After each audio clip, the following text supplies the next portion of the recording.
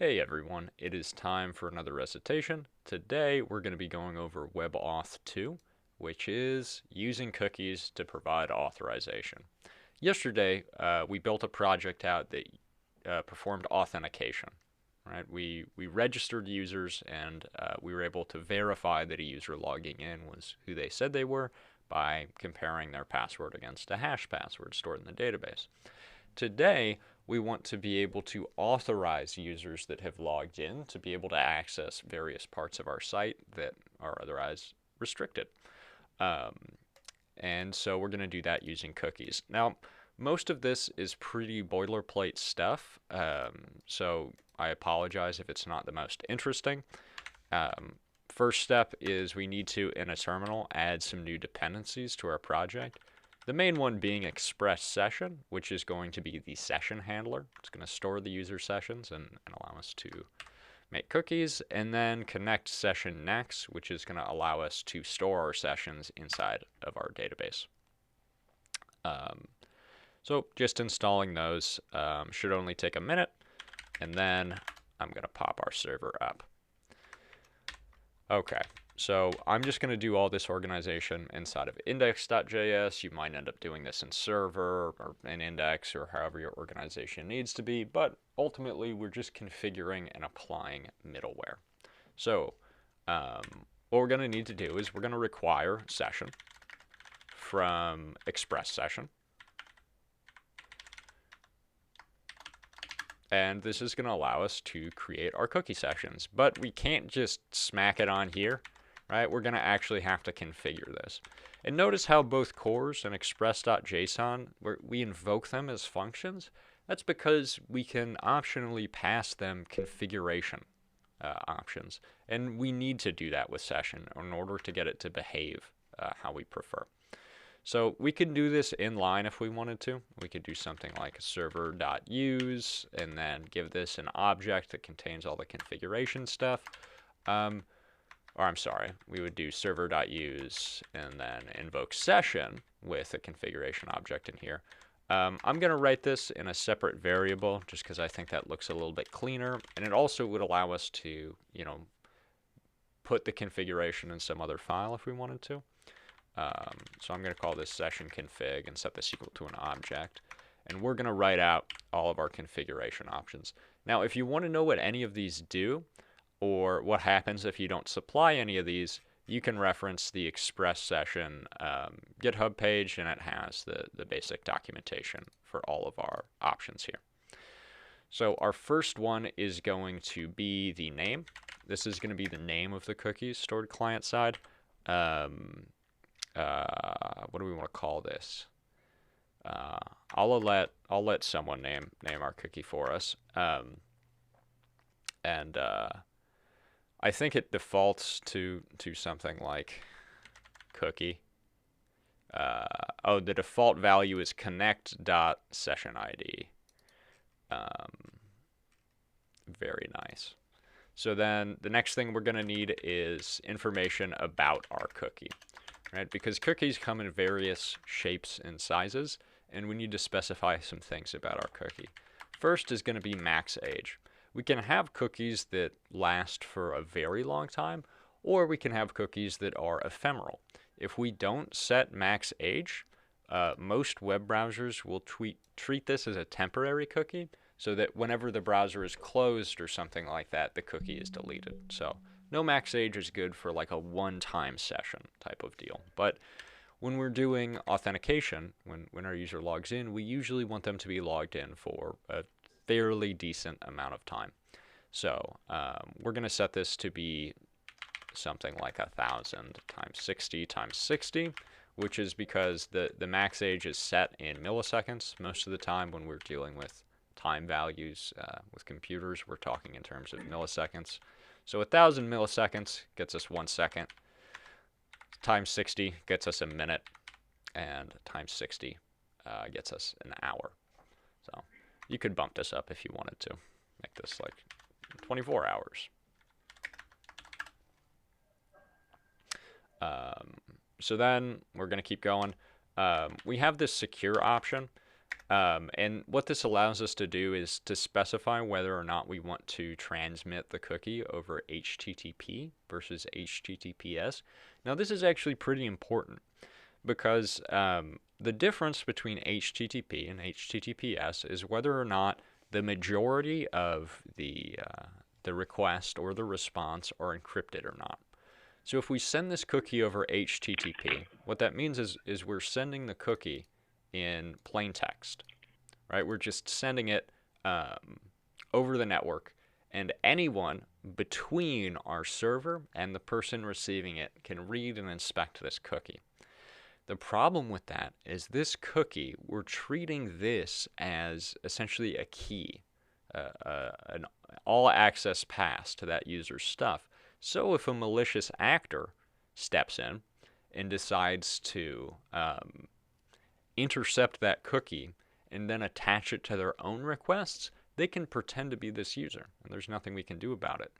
So when we're performing authorization, unless you have a very compelling reason not to make it HTTPS, it should always be over HTTPS. The main exception being that when we're developing, when we're working on localhost, we don't have the certificates necessary to sign and encrypt our traffic via HTTPS, so it's fine during development to leave that off. But otherwise, we want this to be true. As Tommy brought up, Aircrack NG or Wireshark, it's very easy on, there were lots of attacks years ago before there was a big push to HTTPS on the net of like people, in Starbucks just intercepting other people's, cookies when they log in and, hacking their Twitter accounts and whatnot. So secure to be true. While we're developing, we want this to be false. If we want this to be different values between development and production, well, that's a good case for our environment variables.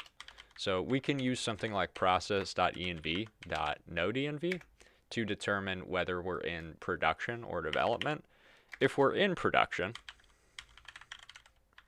then I want the value to be true. Otherwise, I want this to be false. So we can always do something like that. Or vice versa. I'm choosing to only do this on production because we might have other environments like testing and stuff like that where we also don't want to use HTTPS. And let's see, what else do we need? We're going to need another thing, which is HTTP only, which we're going to set to true. Now, cookies can be accessed via JavaScript if we set this to be false. But again, the idea here is that this is an all-access pass. This is, the hotel room key. And we don't want to give out any extra copies of this. So we could set this to be false and then allow our JavaScript client, our React application, to access the cookie, and then it'll be able to tell if, we have a session going or not, and that'll be convenient. But any other JavaScript running in the browser would potentially have access to this cookie, which is bad. And it's very easy to get users to run arbitrary JavaScript on their computer because that's called visiting a website. So in general, when we're using cookies for authentication, we do want this to be true. We don't want JavaScript to have a hand in anything to do with our cookie. It'll just happen via the requests, and that's totally fine. Let's see. That's it for our cookie settings. We're going to need some other things if we want, like resave, which is going to determine if we save the cookie again or not on multiple visits. So, so resave is if we want to save the session back to the store, even if we didn't modify it. I'm not sure what the default value is. Okay, so the default value is true, but it's actually changing to false in the future. It's good to read the docs on these things. We also want save uninitialized. Uninitialized, right? Uninitialized, to be false. And this is because we can give everyone who hits our website a cookie, whether they're logged in or not. We can just attach their browser to a session that we can keep track of. And in general, I don't see a compelling reason why we want this to be true, because we don't really want to track our users. We're not doing any kind of analytics here. We're just trying to persist login sessions. And this is also, one of the pieces of compliance necessary for various types of privacy legislation involving, setting cookies without permission and GDPR and things like that, of which I'm no expert, but I do know that if you don't need to set a cookie, then just don't set a cookie, right? I know we're all sick of cookie warning banners, and there's pretty much an implicit acceptance of cookies when you log in, and you can put a little notice of that, and I don't think anyone's going to mind. But I'm not a lawyer. So these are our cookie settings. There's more of them. We can leave it at this, except I forgot the most important one, which is going to be our secret. Now, I saw some questions about what the secret actually is, and what the secret is used for is determining how we are going to encrypt and decrypt our cookies. Because when we send it to the browser, we're actually encrypting the value of the cookie so that it cannot be inspected by the client, by the person receiving the cookie. And when it's sent back to us, we decrypt it in order to determine its value. This also prevents people from tampering with the contents of the cookie. They couldn't just change the ID inside that cookie to have access to someone else's session. And we can think of a very basic encryption algorithm, right? Encryption, where we want to encrypt a sentence. And the idea is we're going to go over the sentence and we're going to use some secret key to change every letter.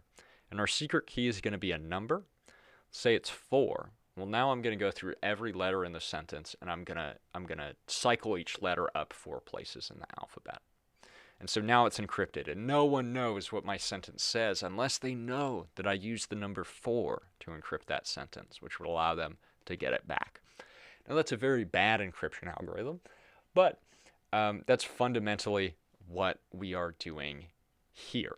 We're providing this secret key, which is going to serve as some basis for the operations that we're going to perform during encryption, and it's necessary to know that information in order to undo it. So that's what our secret is. And generally, we just want it to be long and random while we're developing. It's totally fine to use, whatever is our secret. You could even use some type of like math.random stuff in order to just generate a random secret during development. Although, whenever you change the secret, you're going to invalidate any existing cookies because you'll no longer be able to decrypt them. But in production, we want to be very certain to use some safe and publicly unknown secret in order to encrypt our cookies. And if we want to use something that we don't want other people to have access to, that's an environment variable. So I'm just using what Luis did with this session secret here. So you would set this when you deploy to Heroku or any other service. All right. Do we have any questions with this?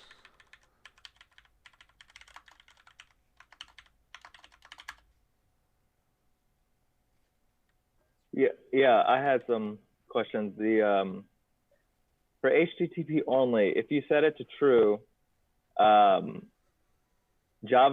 unable to access the data, right? The cookie. Yes.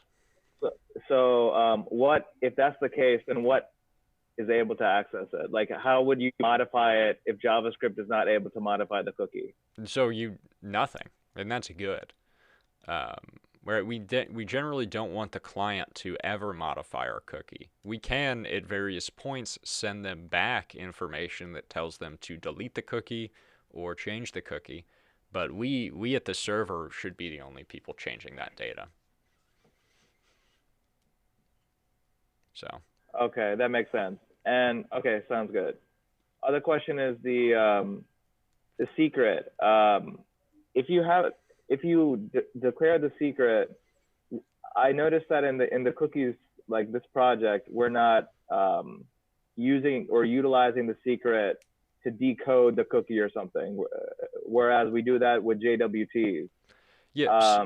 Yeah, so could you discuss that? Yeah, so you're just not doing it manually. When the cookie is sent to the client, our express session is automatically encrypting the cookie with our secret. And then when we receive a response back from the server that contains a cookie, express session is automatically decrypting that cookie, finding the session in our store with the corresponding session ID, and then attaching that session to our request. So it is happening.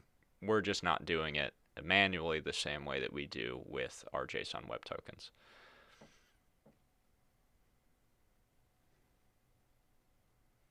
So yeah, the magic of middleware.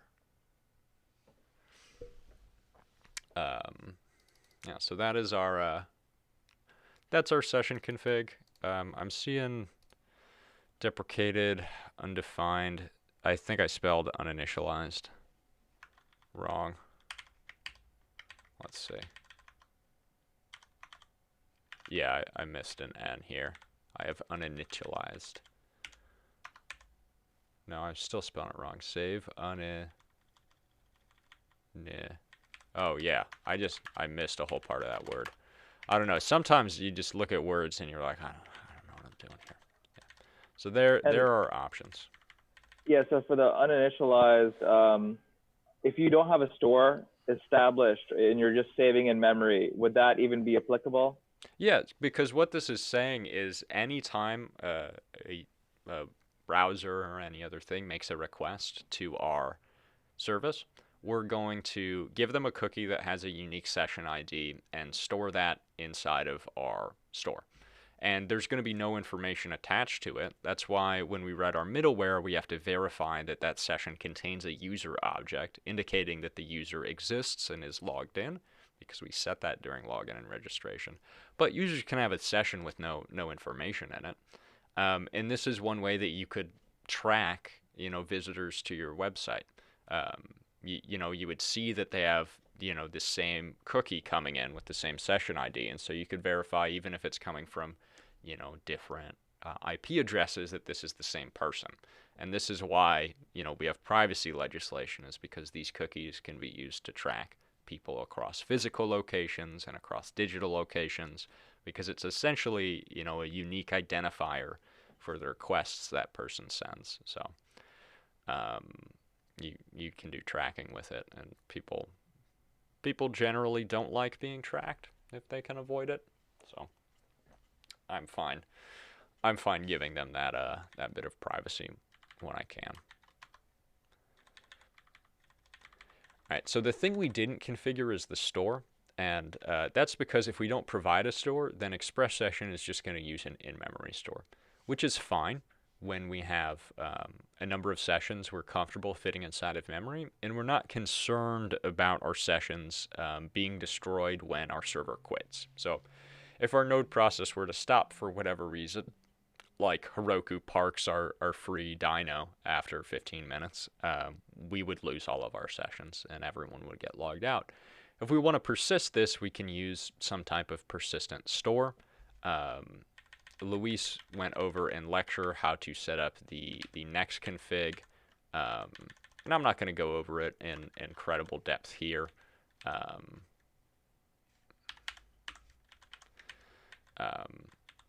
Because it's pretty much you write this a single time. There's nothing much too complicated here. We have to install our next or connect session next package.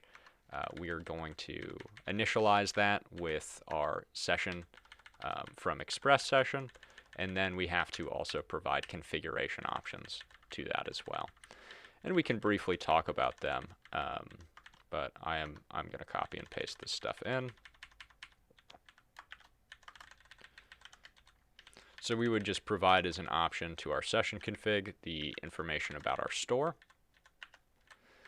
which is going to be a new instance of the class next session store. We need to supply our database connection, which means we're going to need to require that from our DB or DB config.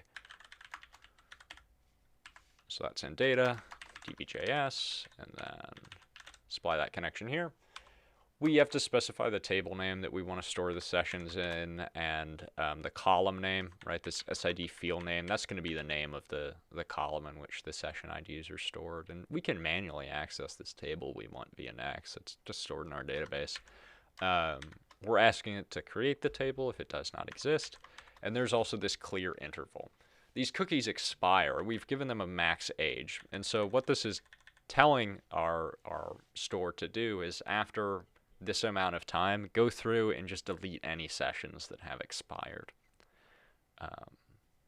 So you can change that time. Again, it's measured in milliseconds. So 1,000 milliseconds gets us a second.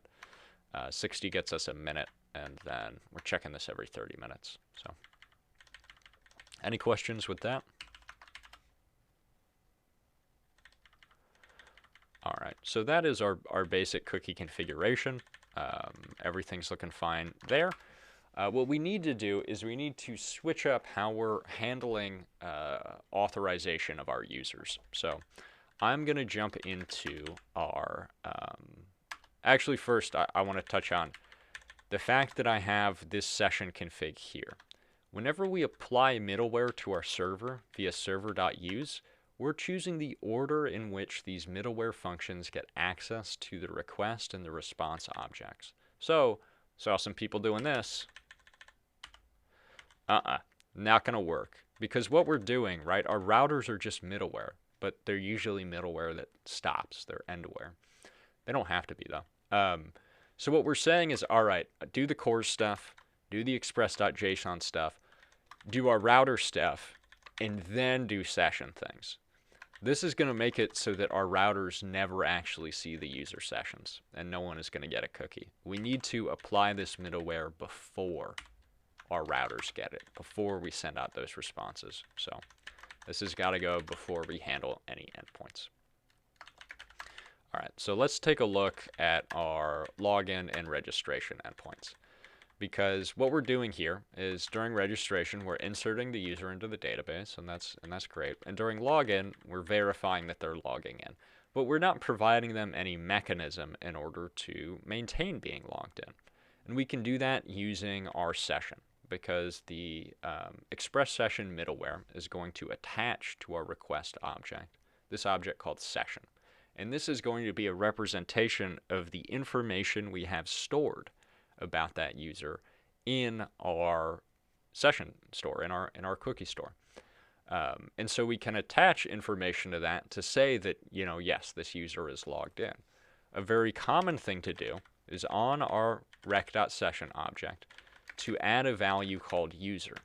Because in the future, we're going to want to look up information about this user when we want to do various things with them, like get their specific, set of comments or books or pets or whatever out of our database. And so we can store that inside of our session so we don't have to continually look up that user. We could just store the user ID in here.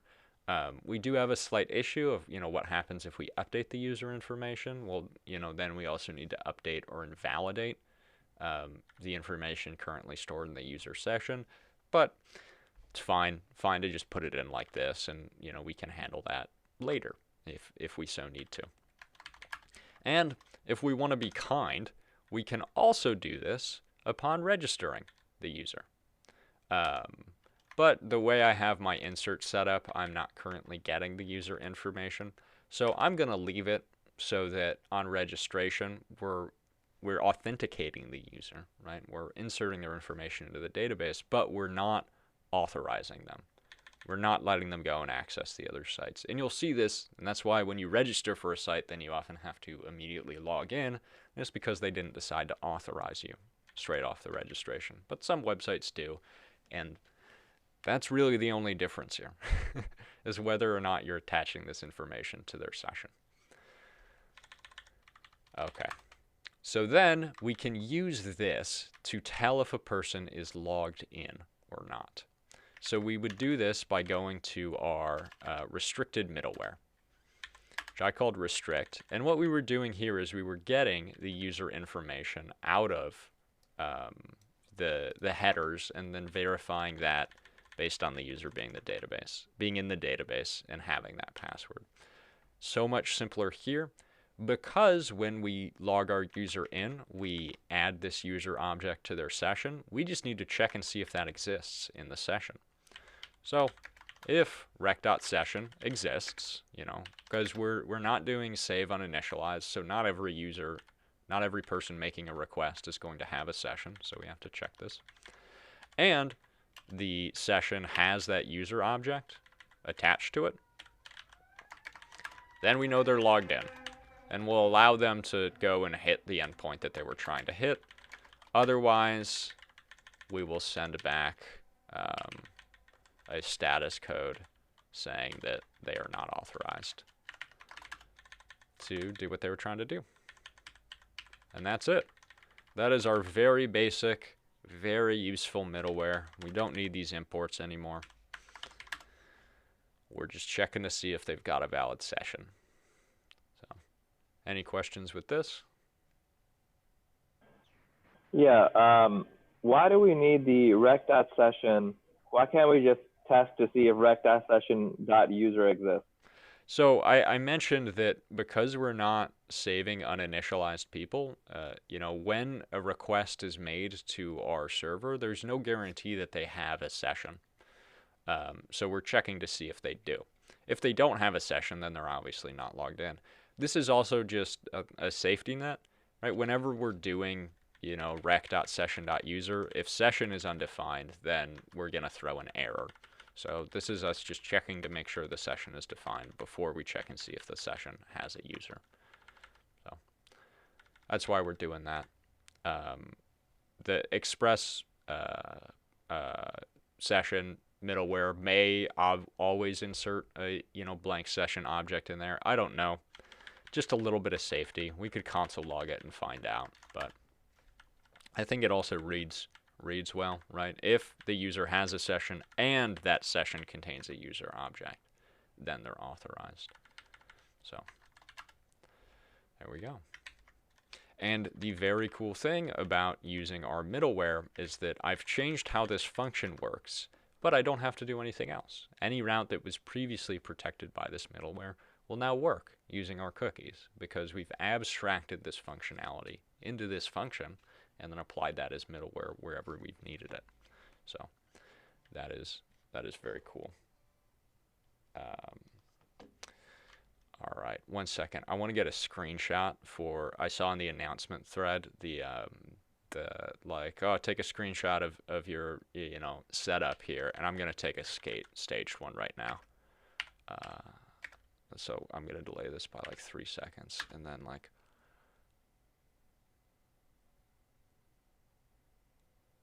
right, perfect. Very good.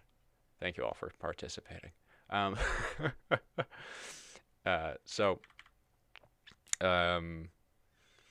so that's our middleware. That's our cookie stuff. We can test this inside of our Insomnia or REST client or whatever. And so we're going to log in, and we're going to give it some JSON. And hey, error logging in. It's because I haven't registered any users. I don't think I've seeded the database either for this one, or migrated the database rather. So let me kill this and then do npx next migrate latest.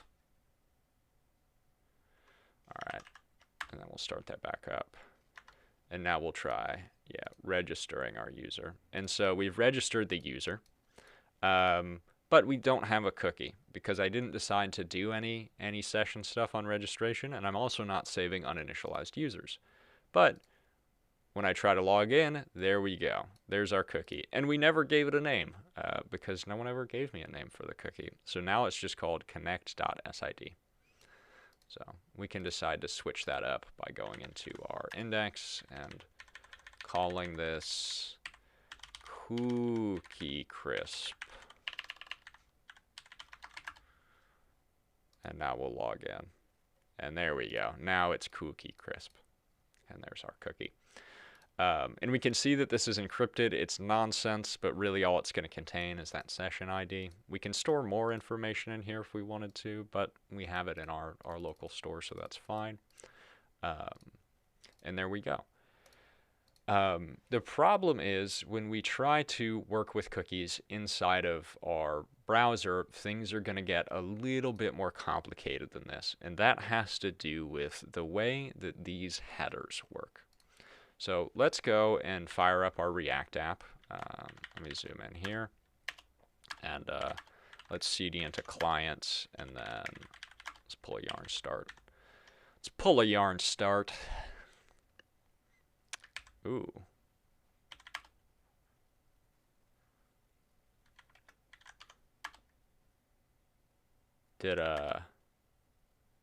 Huh. I think something didn't get committed with the React stuff when I cloned the project. Let me just fix this real fast. So that would be // WebAuth 1 recitation client, and then public, I believe, is what didn't get carried over. And I want to copy public here. Oh, I need to do -r because I'm copying a directory. Silly me. Okay. There we go.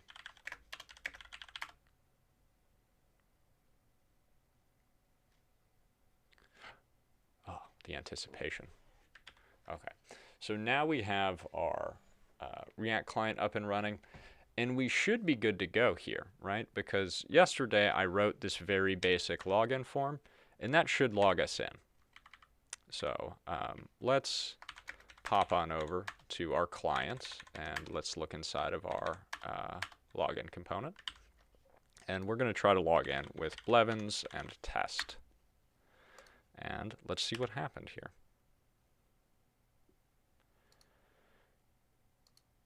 Oh, there's a status 200. Yay, you're logged in. All right. And now let's try and make a request. Let's do some routing. Let's get it set up so that we can get the users, which is our protected endpoint. So we had in here this users router that is going to protect this to only logged in sessions in order to access our user's endpoint. So I'm going to do a little finagling on our React application. We're going to get our router set up. So I'm going to go into index.js, and I'm going to import browser router as router from React router DOM, which I already had installed as a dependency yesterday. Then I'm going to pop it in here with our router. I'm going to throw our app right in there. Boom. Perfect. It's been a while since I've written that. And then we're going to import route from React router DOM, just like the good old days. And now this is going to be a route, and our path is going to be on /login. And our component is going to be login. So now we have to visit /login in order to get our login page up. And I'm just going to write some nav links real fast in order to get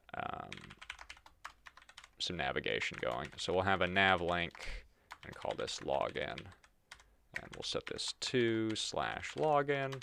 And then we'll also have a home. I want this first. So I'll just go to root. And then we'll make register while we're at it. Which we could also call sign up if we were so inclined. Okay. So there we are. And now in our login page, let's get a little bit fancy here. Let's just get a smidge fancy. And what we're going to do is, on a successful login, we're going to redirect to our home page. And the way we're going to do that is by getting the history object out of our props, which I prefer to destructure when I can. And then in our handle submit event, whenever our login was successful, when we're in the .then what I want to do is perform a history.push, and I want to go back to the root here. So there we go. I should be able to do Blevins and test. Yay, that logs me in. And I get back to my home. So let's write another component real fast to handle getting our users from that protected route. So I'm going to make a new component, and I'm going to call it, I don't know, users.js. And we're going to import React from React. While we're at it, I'm also going to get useState and useEffect.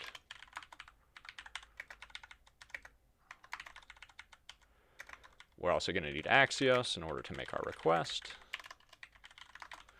And we're going to define our component. Oop. And let's export default of users. So what I'm going to do here is I'm just going to return this div inside of a nice set of parentheses to get us started. And then we're going to go ahead and we're going to get our users from the server. So I'm going to create a stateful variable called users lowercase just to be confusing. And I'm going to set users and useState. And I'm going to set the initial value here to be an empty array. That way we can map over it even though we don't have any data from our server yet. And that's just not going to do anything. Then inside of a useEffect, I want to, when this component is mounted, so we're going to use an empty dependency array.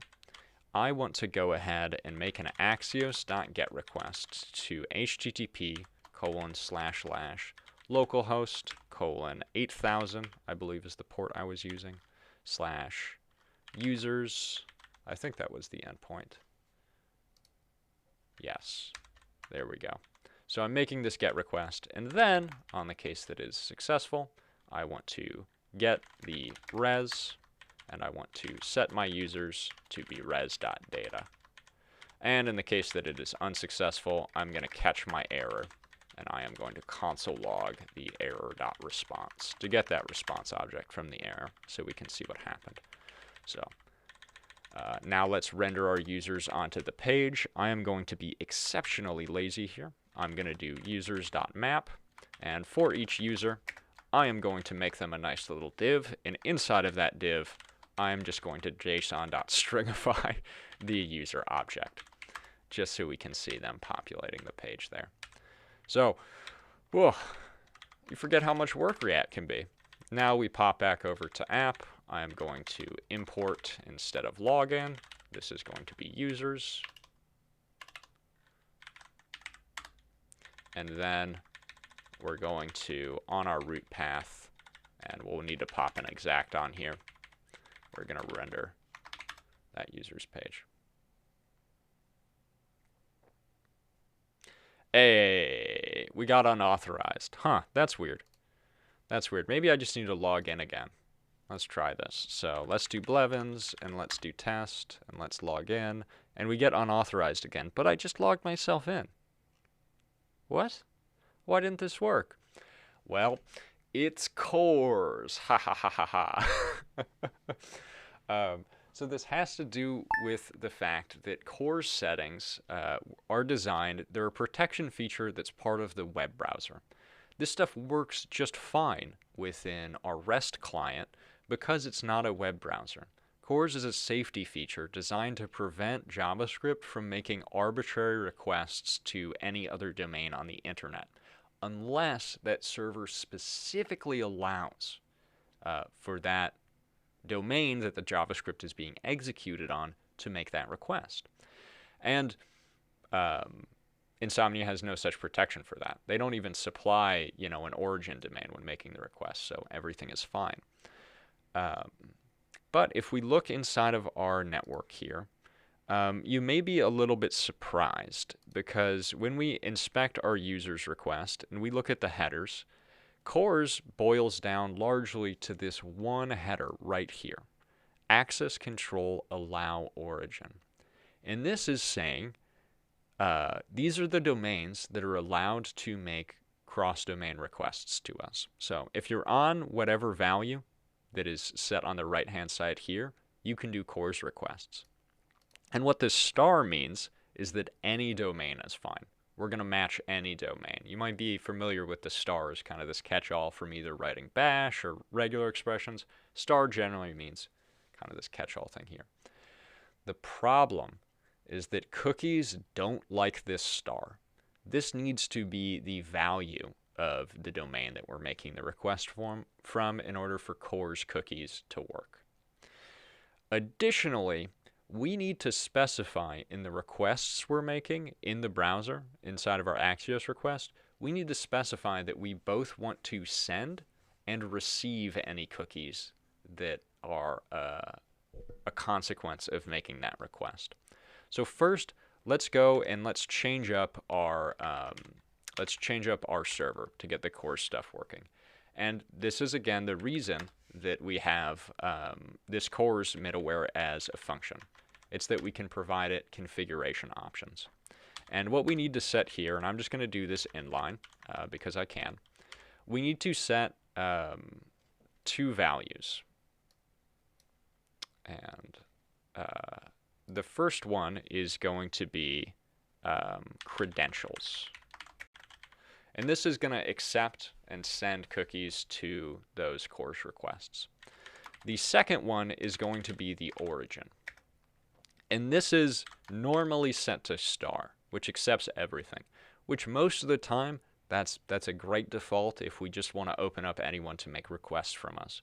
We can also hard code in the domain that we want to use here, which is going to be http localhost:3000.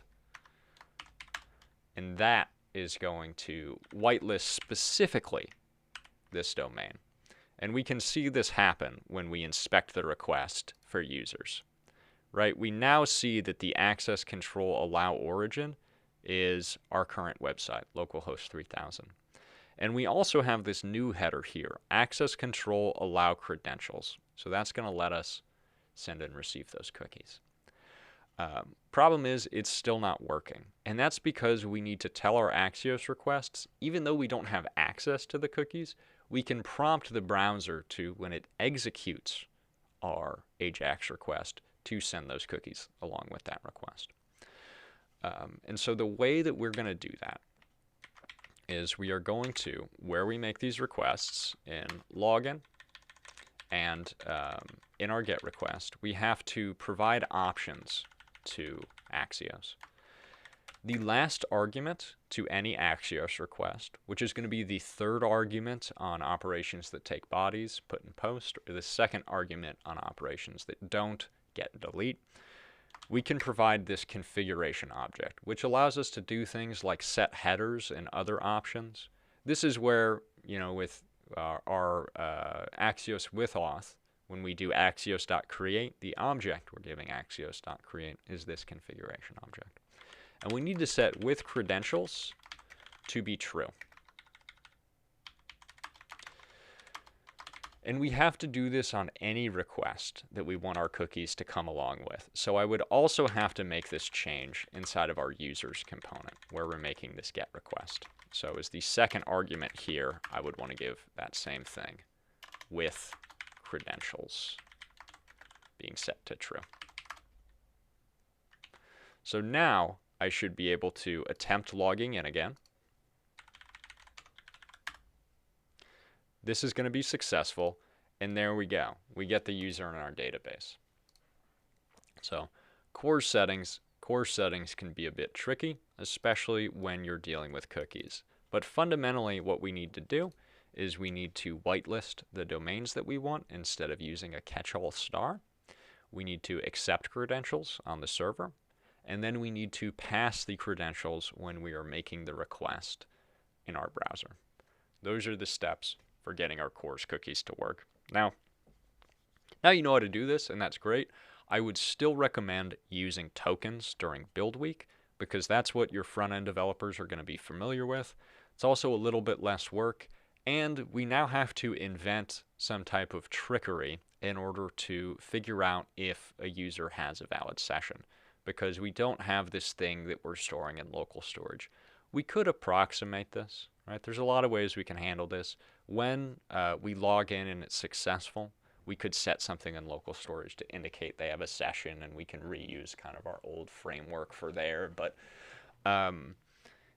with cookies, generally what we would do is we would send a request to a server, or just send our normal request to the server, like trying to get these users. And then if that request 401s, we're going to note that the user does not have a valid session and then kick them back out to the login. We can also do this with a dedicated endpoint if we wanted to verify that the user is logged in. Okay, so any questions with this CORS cookie stuff or anything else I've just done? Okay, so with the core stuff, a lot of times when I've tried to work with an API, like a consume only API, you get like some sort of CORS issue. Would you like address it in a similar fashion, or would it be some other CORS configuration? So when you're getting those errors when working with a public API, what they're doing is they specifically want to disallow you from making API requests from a browser.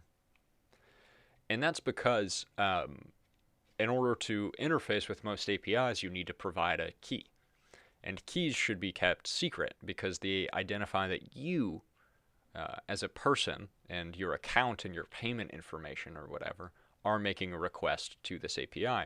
And if you are making requests from the browser, then that means you're including that key in those requests and you're sending it out to your clients. And that's bad. That's bad practice. The way you would get around that is you would set up a proxy server, essentially. So you could write a quick Node app where you would hit an endpoint, and then that endpoint would make an Axios request with your private key to the service on your behalf, get the response back, and then it would send that response back to your user. So they would never see your private key because it's being shielded by this go-between. And when we're making requests from a place that is not a browser, we're not telling them that we're making a CORS request, right? The browser says that we're doing CORS. So that is why those APIs often disable CORS. I see.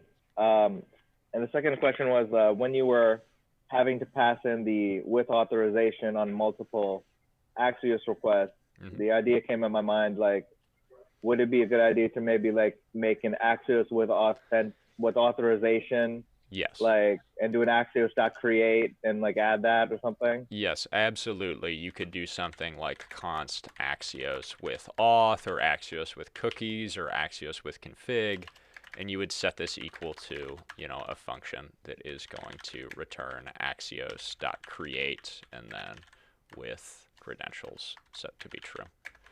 And that would be good. Another way you can do this is Axios allows you to set global configuration options. And you only have to do this once, and you can do it in any file that imports Axios. You can say axios.defaults.with credentials is equal to true. And now every Axios request will automatically have that with credentials set to be true. And this is fine. It can be a little bit sloppy because what if you're making requests to another service that you don't want to make cookies to?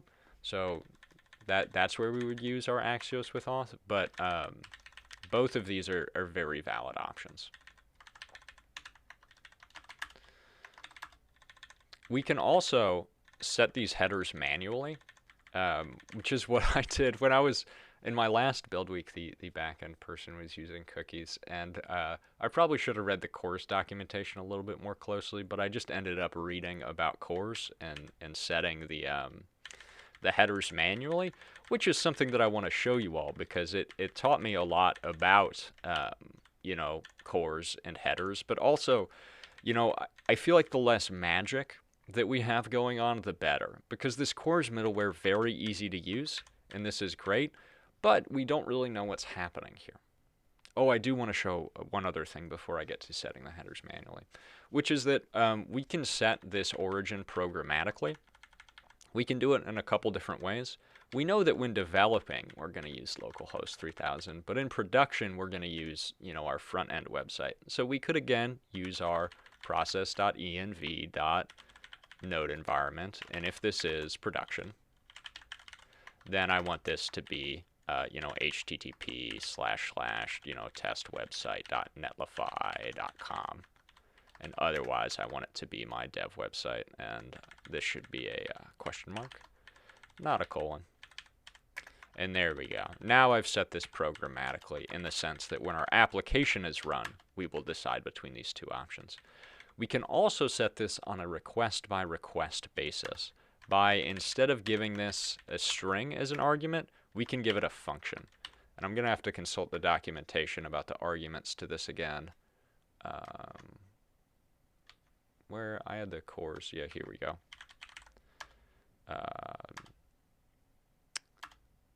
Dynamic origin, there we go. Yeah, so we get the origin and then the callback. So what the origin is it tells us the origin of the client making the request, which if we're making it from something like Insomnia, not a browser, this value of origin is going to be null or undefined. I think it's null by default. But what we do is if we want our browser, if we want the person making the request to be authorized, then we call this callback function. And the first argument is an error that we can provide if we want to reject the request. If we want to accept the request, then the second argument is going to be the value true. So we can do this like they're doing here by checking to see if the origin is in some whitelisted set of websites. We could also do it like this and just accept every browser. And we'll see that it gets set on our requests to whatever the origin is when we're making the request. So let me refresh this page. And we will see our get request somewhere. Here we go. So we'll see that we have our access control allow origin being set to our current thing. We could reject non-browsers. We could only accept non-browsers. We can do this all programmatically if we so desired. We can also do this ourselves. We don't need this CORS middleware. We can write our own middleware, and it's actually not that bad. So we can do server.use, and then we can write our own middleware function, which, oh, excuse me. I'm a loud sneezer, so I try not to sneeze on these recordings. So we're going to write our middleware, which takes rec and res and next, and we're going to set headers on our response, which is as easy as calling res.header, giving it the name of the header that we want, access control, allow origin. And if we want to whitelist whatever origin is making the request, well, we can get that out of the headers from the request. There we go. Or we could hard code this to a string, or we could also do the whitelisting. When we're doing our cookie stuff, we also need to set access control allow credentials to be true. All right, when we were configuring our CORS, we set credentials to be true, and we can do that right here. Interestingly enough, we also have another header that we need to set, which is access control allow methods. And this allows us to specify the methods that are allowed to be made during CORS requests. And so we could allow browsers to maybe only make GET requests, but other clients would only be allowed to make put and posts or things like that. Or we could just, disallow delete requests or whatever. But I want them all, so I'm going to do GET, put, post, delete, and options. I don't think we need to specify options, but the way that this works is there's a pre-flight check. In order to tell if your browser is allowed to make CORS requests, it has to make a request to the browser. And it's not just going to send whatever your request is. It makes a request using a REST verb called options that asks the server, hey, are we allowed to make requests? And then it sends back these headers, and the browser determines based on the value of these headers whether or not you get that CORS error in your console. So I don't think we need to specify it here, but I wanted to talk about it. So there it is. And then we can also specify access control allow headers, which is going to allow the client to send certain headers. I don't think we actually need that here. We can check and see if it works. So let's pop over here. Let's refresh the page. And let's see. Looks like that did not work. I think we might need to set the allowed headers then. Let me try logging in again and see what happens. So we logged in, yeah, so our option request is not being, it's because I wrote this middleware and I never called next, so we were just stopping there. Yeah. So let's see what happens when I do Blevins and test. Yep, error response is undefined. So we are getting an error here. So we're making this options request and it's not doing the good things. So I believe I need to specify access control allow headers. And I'm going to allow origin and content type and accept and set cookie. And this should go ahead and do it when I refresh the page. So let's log in with Blevins and test. And there we go. So we also need to specify what headers they're allowed to send, which the main one is this this origin, also set cookie. Yeah, and so that's what our CORS thing is doing. There's a very nice website on the MDN that talks about CORS stuff, which is good to read. It'll tell you all about these headers and what they're doing. So, yeah. Learn more about CORS if you'd like to. All right, any questions with this?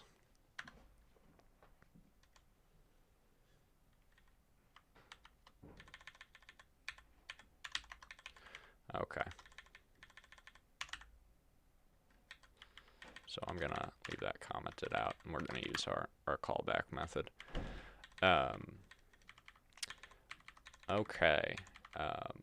I think that about covers what I wanted to show with cookies. The other thing that we would want to really do when we're handling cookies is we would need to keep track of the user's state of whether they're logged in or not. And that can be hard. And even when we're doing it with tokens, right, we're using this local storage method, and that's not entirely robust because that local storage method, we don't know if the token is valid. And yes, we could decrypt the JSON web token and inspect its expiration date, but that token may be disavowed by the server and it may not work. You know, maybe that token has been modified and it won't work. So really, the only way that we can truly know whether the user has a valid session is to make a request to the server. And based on the response from that server, tell whether the user is logged in or not. So what we could do is we could attach an error handler to all of our Axios requests. And then when they catch the error, we can investigate the error.response.status. And if this is a 401, then we know that the user doesn't have a valid session.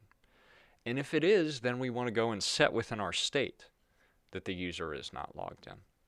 But that sounds like a lot of work to constantly write that on all our Axios requests. If only there was some system that really centralized the way in which we both handled these requests and also how we update our global state of our application that isn't necessarily directly related to the content of this request, but is tied together within the global state. If only we had learned about Redux. So that's actually a really cool and clear application of Redux, where you can store some value in your state, authorized or logged in or something like that, and set it initially to be false or loading or in some intermediary state. And then you can fire your normal request to try and go and get these users. And if that request comes back, then great, the user's logged in, everything's ready to go. But if we get a 401, then suddenly the user isn't logged in, and we can use that information to write our protected routes, which is going to redirect the user to the login page. We can also do this using context. That's another way to handle this. The difficulty is then setting the value in context when we make arbitrary requests. That's a bit harder to do. So in that case, you could just make a request by default when the application is mounted, right? We could do something like inside of app.js, and I'm just going to mock this out real fast. We could have a use effect here that is going to on application mount. We're going to make axios dot get request to like is authed or some endpoint, and then if this is true, we're going to have some state variable, const like auth set auth. And I'm going to be eager here. I'm going to initially set this to be true so that, when the user tries to visit stuff, we'll attempt to load that stuff in, and only when the request fails will we kick them back out to login. And when this is true, we're going to say, yep, set auth to be true. And then on catch, we're going to get our error, and we're going to say, like, if error.response.status is 401, then we want to set auth to be false. And we could provide this to anywhere that this matters by, doing our whole context bit, where we could do like, auth context dot provider value is equal to auth and set auth. And that would be another way to handle that.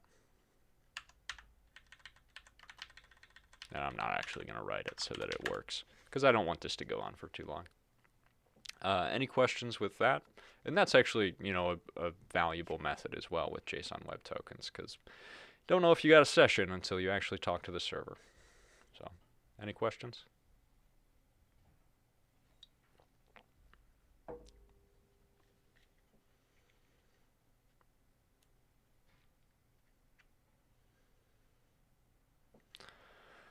All right, well, it sounds like you all are good. Was there anything else that you wanted to see with this project before we go ahead and sign off?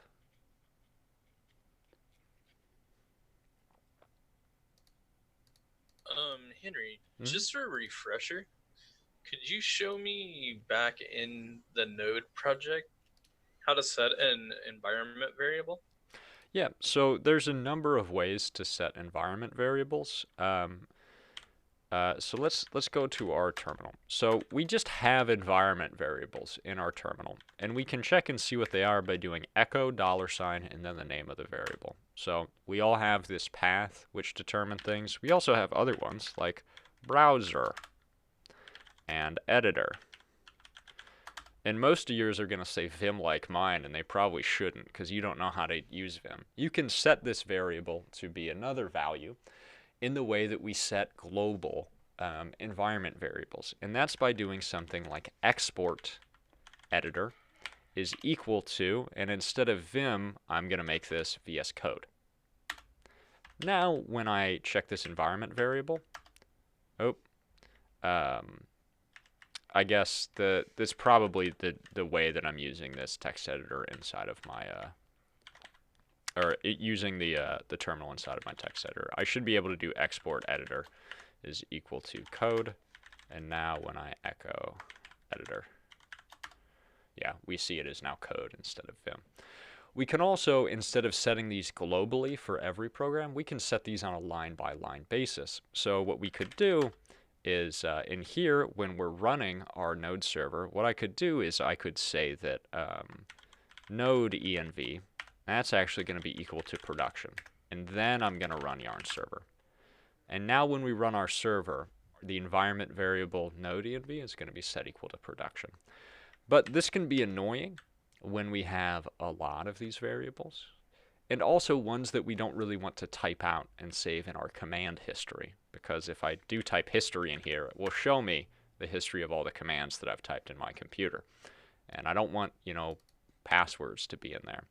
So another option for setting variables during development is to use a .env file.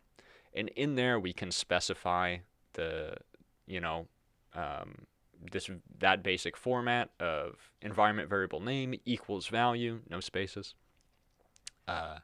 And if we use a package like .env, .env, it will load the env file and set the values in process.env to the ones found in the env file. So that's great when used in development. You should never commit those env files. When you use a service like Heroku or Netlify or anything else, there will be ways either through the website or the command line client to set those environment variables. And it's really straightforward. I can even just show you real fast. So like for our like secret, we could change it. Yeah. So yeah, exactly. So you would for the secret, let's go in here. We're using this default value unless process.env.session_secret is set.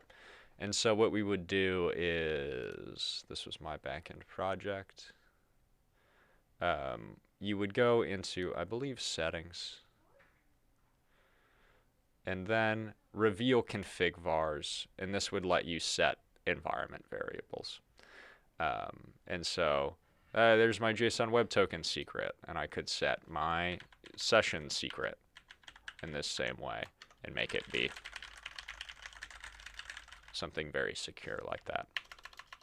And we also see I could have used node.env. I set a DB environment variable to trigger when I wanted to use different database environments, because I wanted to test that separately on my local machine compared to other things I set using node.env. But it's very easy to do these things. Okay. Yeah. Cool. All right. So for when you were doing the echo $, that's an example of a global environmental variable, and then the .env is a local. So echo $ is just how we print. It's the bash equivalent of like console.log, var name. In bash, the echo command prints whatever you give it, and we access variables by saying $ variable name. If we want to set an environment variable globally, we use export. We can also set an environment variable locally in the sense that it is valid within our current terminal session, but not in other ones, by neglecting to choose export. So I could say something like editor is equal to foo, and now when I echo editor, we'll see its value is foo. But if I open up another terminal and I echo editor, we're going to see that it is vim.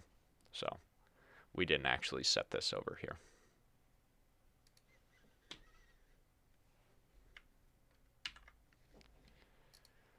So export makes them global. Editor makes them local to the terminal. We can also set them local to the execution of a single program. And then we can also use env files and the .env package, or that's built into to React in order to set environment variables that way. So, yeah. All right. Any other questions? A lot of stuff's happening in my house.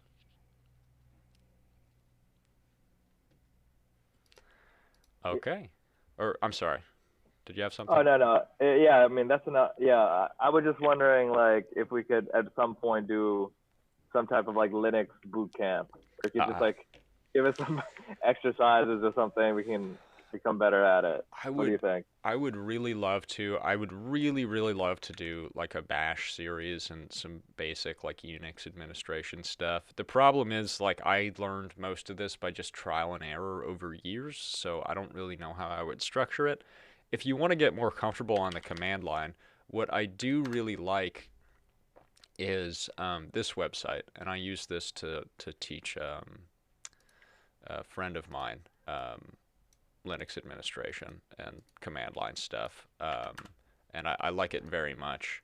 And it's this web app that gives you access to a little bash terminal and all these exercises, and it's mostly just about like navigating the command line and common operations you want to do, with a little bit of advanced stuff in here like the path and then piping things and power commands. But for anyone that is feeling shaky on the command line, this is one of my favorite ways to practice that. And then I cannot offer it my endorsement other than I've heard that the Code Academy and the Bash Academy are both good resources to learning these things, but I have not even looked at any of the content of these courses. But yeah, I love Bash. A lot of fun, a lot of cool stuff to learn in the Linux Unixy world. So I would encourage you to go and do that. As always, I think learning by doing is the best way to do it. So install Linux, break it, install it again, and eventually you'll know what you're doing. All right. Start with the Ubuntu, probably. Yeah. Yeah, a lot of great distros out there, a lot of great resources. And I mean, these days, really, desktop Linux is not as spooky as it once was. Like, most of your stuff will work out of the box. If you have a laptop, you might encounter that your Wi-Fi chip doesn't work, but usually it's an easy fix. And really, your day-to-day Linux usage requires almost no, probably, I mean, no understanding of, using Bash. But you all know how to use Bash, and that makes your Linux experience much better. So you can see that's pretty much all I use, and I love it. So yeah, play around with it. It's very easy to dual boot, very easy to make live USBs that you can boot into and play with Linux on, or do it in virtual machines. So experiment. All right, to prevent myself from going down further Linux rabbit holes, because I will allow myself to talk about it for way too long, I'm going to end this here. Thank you all so much for coming, and I will see you tomorrow.